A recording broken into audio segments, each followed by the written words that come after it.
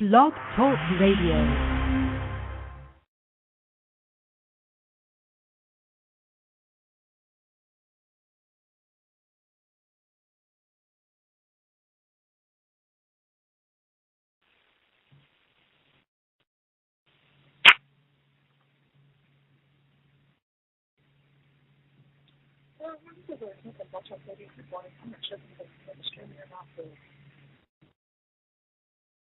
The chat with the switchboard and all that. So hopefully I'm streaming. If anybody's in the chat room, you can let me know if you can hear me or not.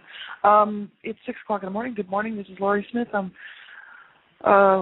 Monday morning, February the 21st, and I'm glad to be here. This is One Child Abuse Survivor to Another. And we're going to be talking today about the issues of shame and guilt regarding, as a result of and due to child abuse. So hopefully everybody will get something out of this. I know I covered this a while back. It's been a while since I took a look at this, but I've got some great information, and this is a website that I found very helpful for myself because I really didn't know a whole lot about shame and what it really meant. And I always heard, as growing up as a kid, parents saying, "Oh, shame on you," or "shame on your behavior," or things like this. But I didn't really understand what shame really meant as far as me having shame as a result of the way that I was treated as a child. So this information was very helpful, and I got a lot out of it. It really started my healing journey as far as working through a lot of the rage, shame-rage connection and whatnot. And it's mainly based on John Bradshaw's book, Healing the Shame That Binds You. I haven't read that book, but I have read this particular website. It actually talks about that. So that's what we're going to talk about this morning.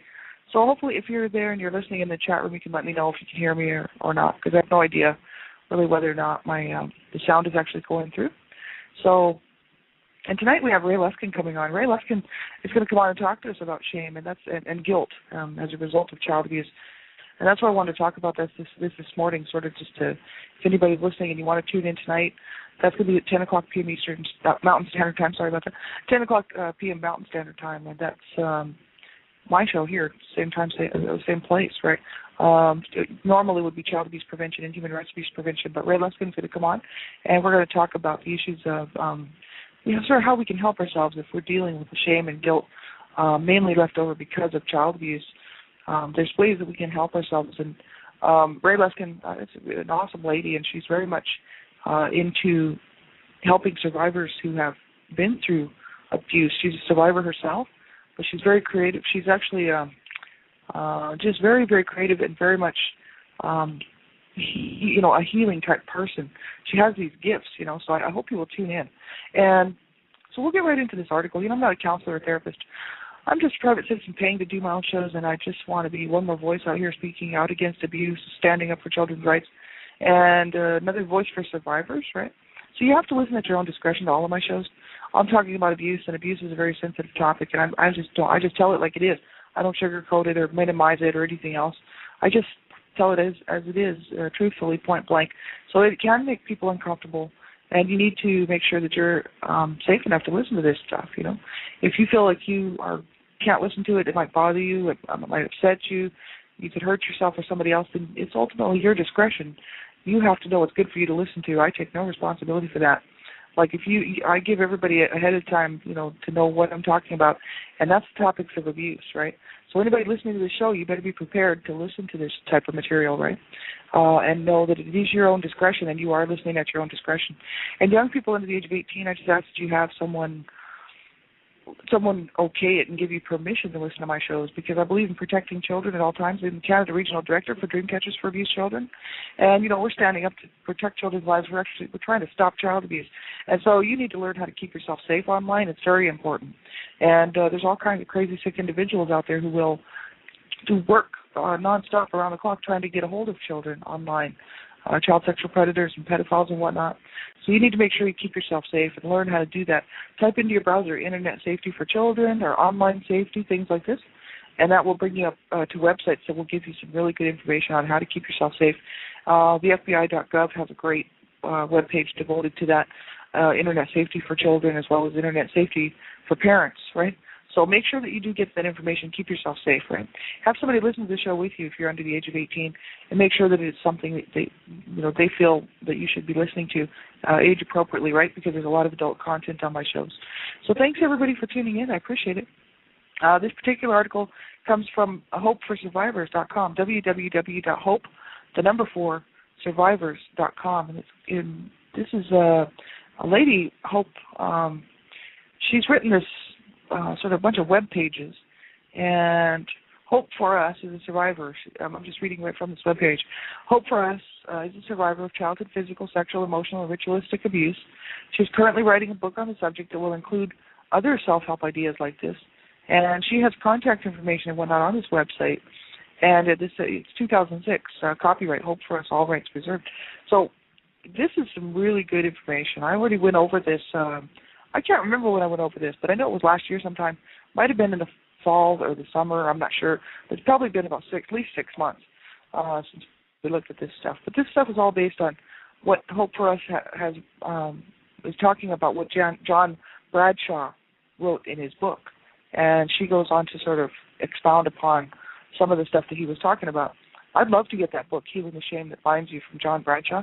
I don't have it yet, but I'd sure like to get a copy of it. I know you can pick it up just about anywhere, and it's not all that expensive. But I really haven't been buying any books. Haven't been buying much of anything. And so, but when I get some extra money, I'm thinking about picking up his books, because he's written some really good stuff for people who have dealt with this stuff.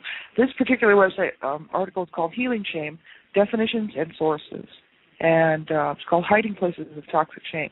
So this is from www.hopeforsurvivors.com/shame.html.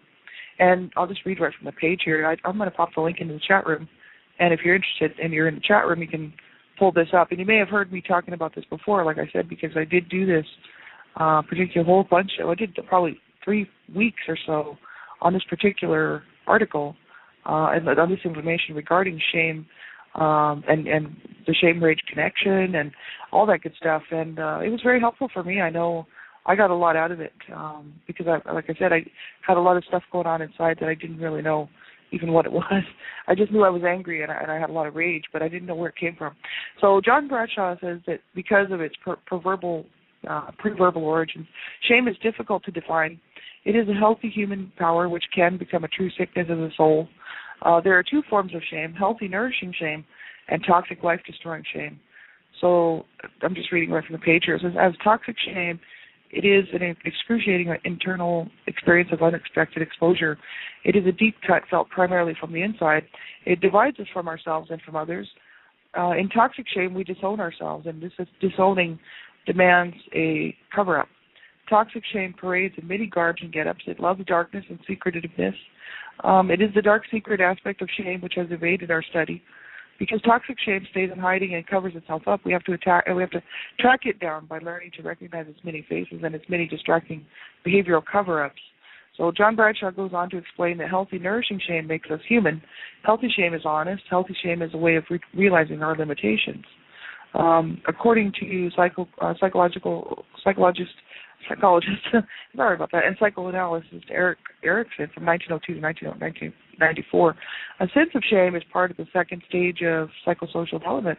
In the first stage, a child needs to establish a sense of basic trust, and this basic trust must be greater than his sense of mistrust. And we can understand healthy shame best by understanding this trust stage of psychosocial development. Once basic trust has been established, the child is in a position to develop shame, and the shame may be healthy or toxic. Erikson said that between the ages of 15 months and 3 years, the psychosocial task for this stage of development is to strike a balance between autonomy and shame and doubt. So John Bradshaw explains at length the different processes for developing both healthy shame and toxic shame in his book. And here's a brief rundown of both. So she says here, please read his book for more detailed information. So that's why I want to get his book, because I have read through these web pages, but I would like to really get a hold of his book.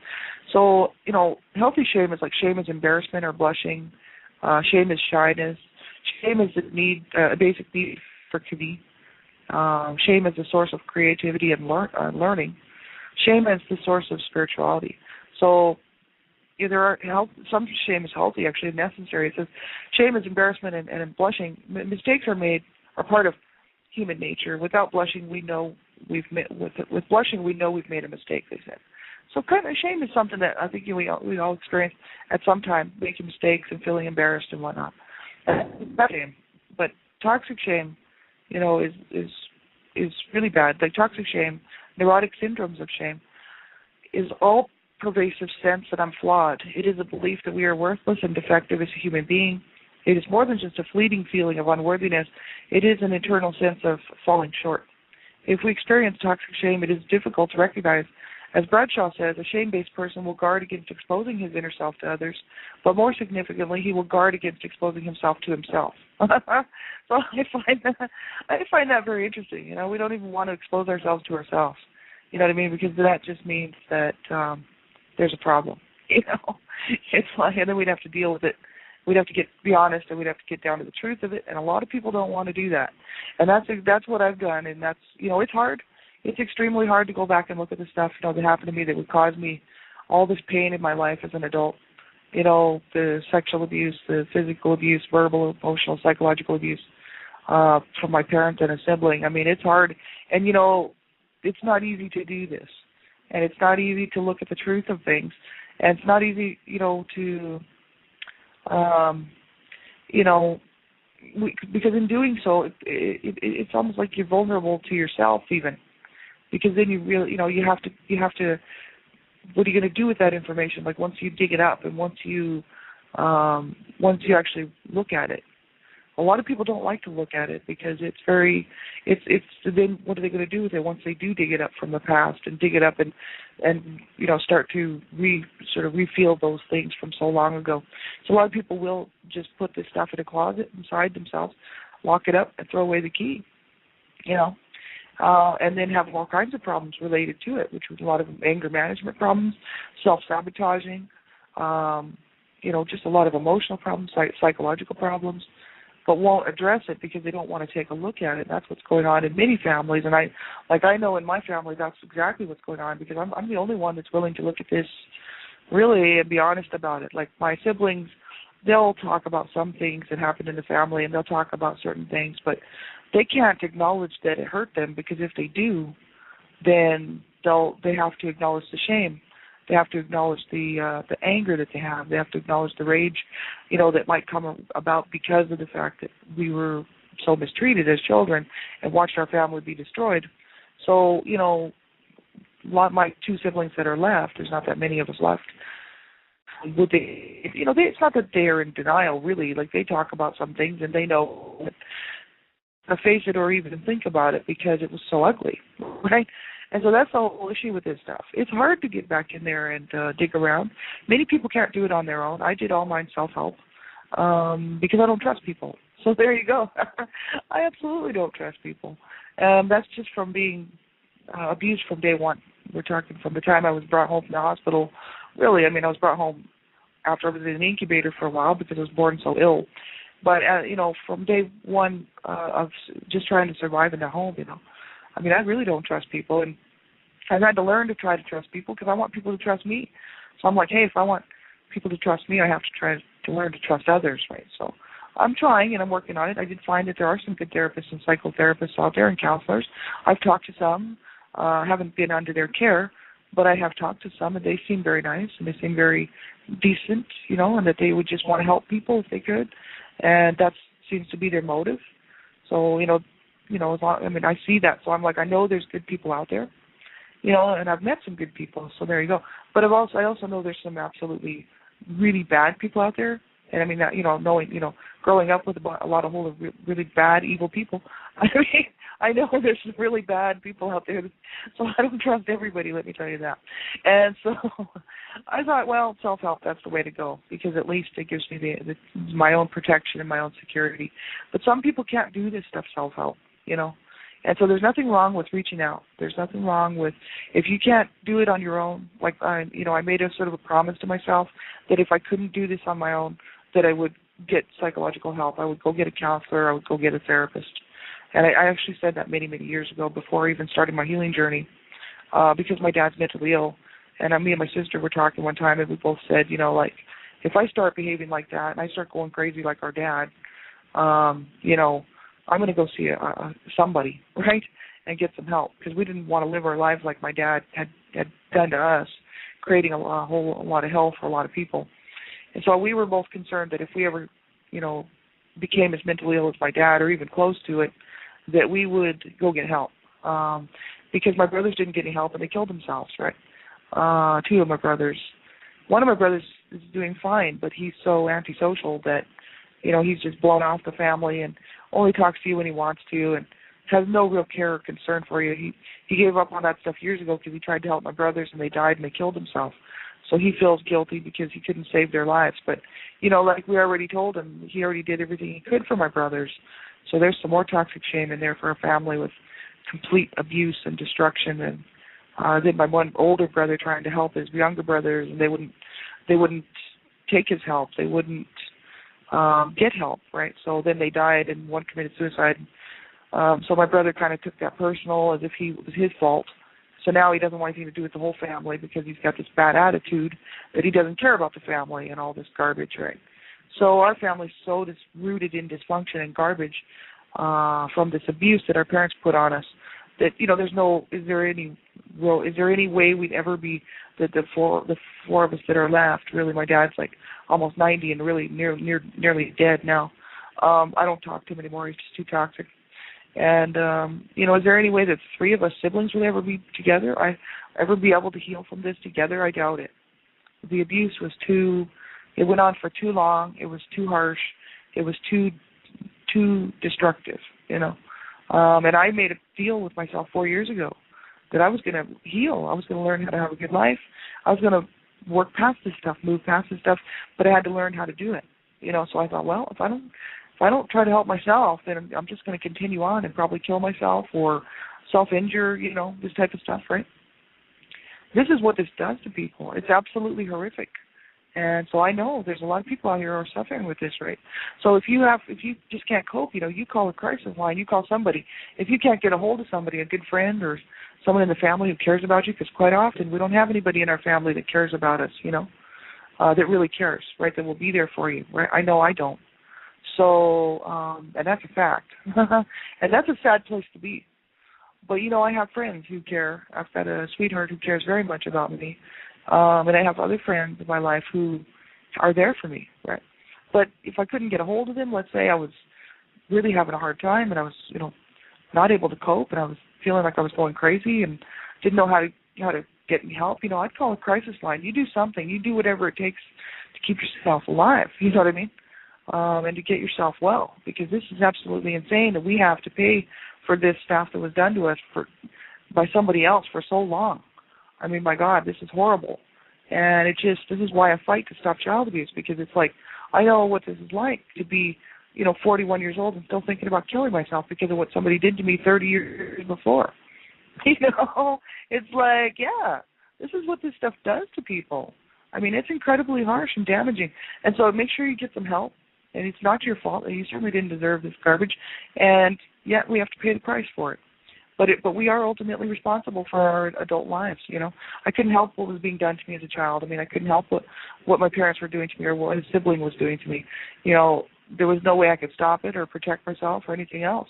But now as an adult, it is completely my responsibility if I want to have a healthy whole life and I want to feel good about myself and learn to enjoy this life, then it's my responsibility. I can't put the blame on my parents or my sibling, who sexually used me. I can't put the blame on them for my adult life. I can for them messing up my childhood, absolutely. But I can't say now it's their fault now because I'm not getting any help or because I'm not doing, so well, because I have, as an adult, the responsibility to look after myself and to get the help that I need. So that's why, it took me to the age of 41 to realize this, right? I kind of figured it was going to be somebody else who was going to be able to do this for me, and I didn't realize it was going to have to be me to do this work, right? And so, we have to get help, right? So that's my big thing is make sure you do get some help, whatever you do. If you don't have anybody to talk to, so many times we don't, phone a crisis line anonymously. You don't have to give them your name. You don't have to tell them anything about yourself as far as that goes, but you can just have somebody to talk to. Or join an online group support. I really like that because you can go on anonymously to some of those sites, child abuse survivor sites, where you can go on anonymously. The only person who knows your name is the moderator because they have to know it because you're part of the group, but they never, no, it's never divulged. And unless you tell somebody within the group your name, then nobody really knows who you are, and you can go on anonymously and talk to people and get some help, right? It's so important. So they said that identification with shame-based models, the need to identify with someone to belong is one of our most basic human needs, second only to self-preservation. And I have my friend Gypsy Witch here this morning, and again, thanks very much for being here. I appreciate it. And I just love you, dear. Thanks for being here. So they said that when children have shame-based caregivers and significant others, they identify with them. And this is the first step in internalizing shame. So this is this toxic shame, this unhealthy, really toxic shame that's very damaging, very destructive. Abandonment, the legacy of broken mutuality. Children find love, acceptance, and identity in the mirroring eyes of their parent or primary caregivers. Abandonment can include this lack or loss of positive mirroring, not just physical abandonment. Besides physical desertion and lack of mirroring, abandonment includes any of the following, which would be neglect, abuse of any kind, enmeshment into the needs of the parents. And that's, that's what I suffered. I was abused in every way, including sexually by a sibling. But physical abuse, verbal, emotional, psychological abuse, and neglect was all in there, as well as being enmeshed into the needs of my parents. And all of us siblings we were made and forced to be a part of our parents' sick and twisted life, enmeshed into their needs and what, because my dad was always forcing himself on my mother, so because he was always trying to force himself on her, we all paid the price for that, because my brothers would go try to get him to stop, and of course my dad would beat on them because they were interfering in him trying to rape my mother, and so it would take all 3 or 4 of them to get my dad away from my mom. There was 3 siblings in the home, 3 brothers actually in the home at the time, and it's absolutely ridiculous. And then later on, my mom used me, not sexually, but just as she used me in order to not have to deal with my dad. So I was the one that sort of, because I was the last child born, she didn't want to have anything to do with my dad. So she would really, mainly after she started treating me half decent, which was after I was about 19 years old, she started to realize that I was the last one in the home and that I was her last and only chance, that somebody would look out for her, and that she would, as soon as I moved out, that her needs would then all have to be met by my dad. I think my mom played it really smart, stopped abusing me, and she actually tried to, she didn't try to make it up, but she did stop the verbal abuse pretty much, unless she was really, really mad, or going a little bit kind of crazy, because my mom was manic depressive as well. But, she was still abusive, still toxic, but she stopped her physical abuse and stopped throwing things at me and stopped hitting me and stopped hurting me physically about the age of 17. And then realized, later that I was going to move out and that she was going to be stuck with my dad. And so she made things pretty comfortable for me. She says, "Oh, no, you can stay here." After I had a car wreck, I had a pretty bad car wreck, and I was on crutches for over a year and had a huge debt to pay off and had to go through physical therapy for a year and everything just to walk and to get my leg back in shape and everything. And my mom was like, "Well, you can stay here, because I was planning on moving out because I was wanting to get away from them because they were so toxic, so abusive." So then, she's like, "Well, no, you can stay," right? So we started to develop this relationship, which I thought was was so cool, because I had never had this relationship with my mother before. She was just calling me a slut and a whore, kicking me around, slapping me in the face, beating on me, and, horrific beatings, and then all of a sudden we're starting to get along, and so that was a great time for me, actually. It really was. I'm not going to lie, you know what I mean? People in the family noticed it. We'd go to people's homes for dinners, and we'd go out and I'd take my mom for dinner, and I usually didn't take my mom and dad because they couldn't be in the same room together at the same time.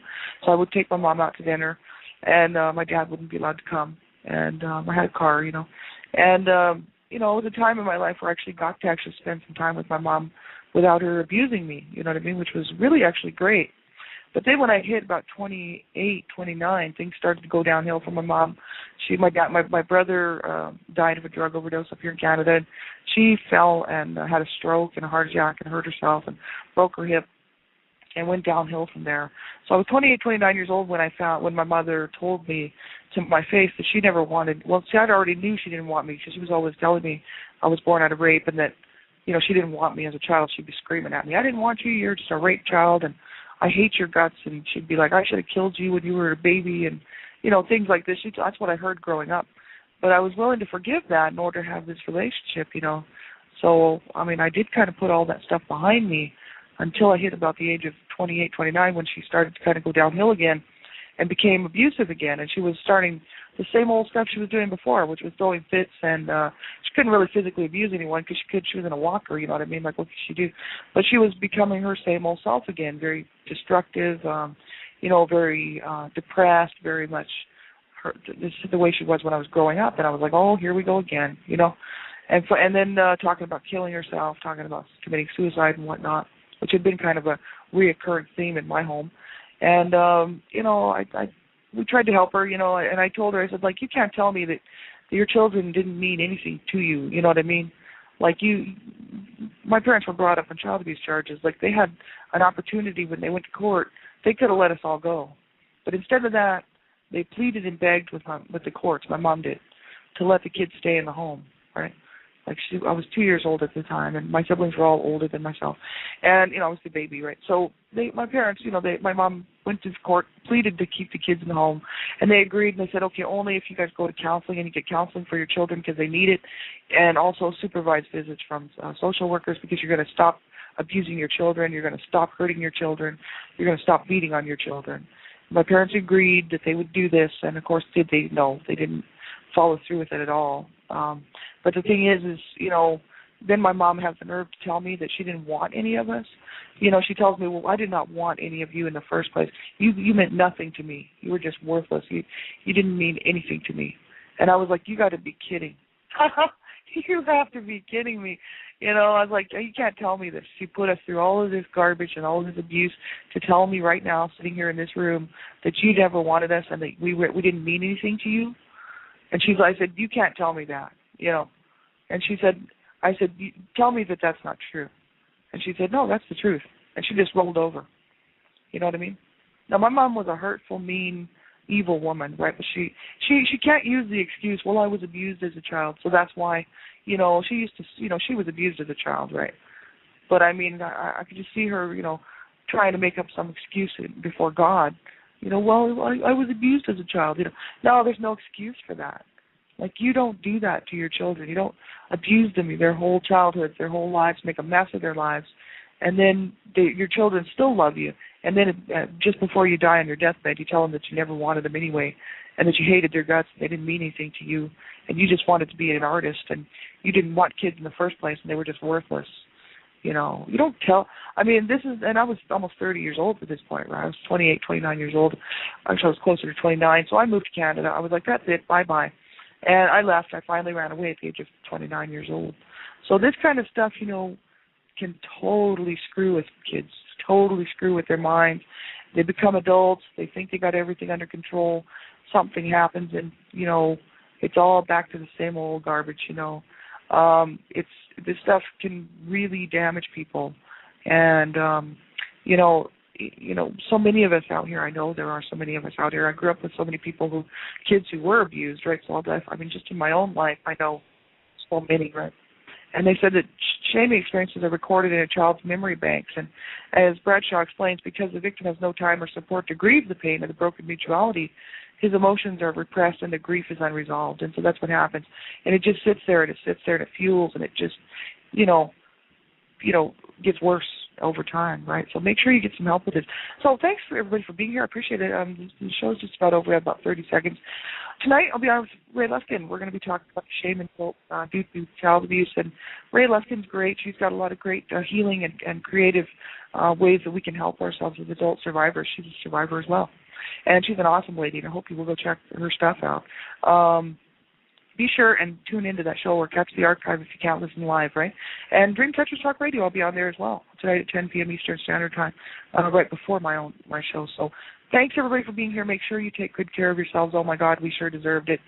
We were not taking care of our children. If you were abused as a child, and you didn't have anybody nurturing you, you didn't have anybody caring about whether you lived or died, which I didn't, And if you had people making you sleep in your own throw up and kicking you around and beating on you and cursing you and spilling your blood and just causing you every kind of pain and horror, my God, you need to find a way to learn to take care of yourself.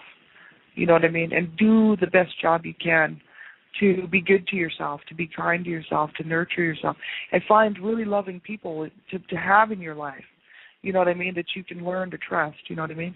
Like, I've got some great friends, and I've got Gypsy, which is my awesome friend, and I have Linda Roger here today. And we need to learn how to take care of ourselves, and we need to learn how to be good to ourselves and kind to ourselves, and we need to find supportive, loving people who will help us with this. You know what I mean? And don't allow yourself to spiral down, and don't allow yourself to be destroyed because of the abuse that you suffered. That's my big thing. I'm like, if I would have allowed my parents to win by committing suicide, I planned my suicides up until I was 41. And so, I wanted to self-injure like all the time. And I was self-sabotaging my life all the time, and I wasn't taking care of myself. And I didn't care if I lived or died, if I ended up in the gutter. When I was a kid, when I was a teenager, I didn't care if I ended up dead. I'd do drugs, and I didn't care how many drugs I was doing. I didn't care if I ended up in the gutter, and just, I was just so sick, emotionally sick, physically as a child, because of the abuse. And, now as an adult, I'm learning how to take care of myself, right? And so make sure that you do that, because I decided that I was going to win this fight. I was not going to allow my parents to win, because if I stay alive and I have a good life, it's a slap in the face to my parents and to everybody who knew about the abuse but did nothing about it, right? So you make sure that you get some help, right? There's no shame in that. The shame really lies with the abusers. That's where the shame lies, right? So thanks, everybody, for being here. Have a great day, and we'll talk to you again tonight and then again tomorrow morning. So same time, same place. Take good care of yourselves, okay? Bye-bye.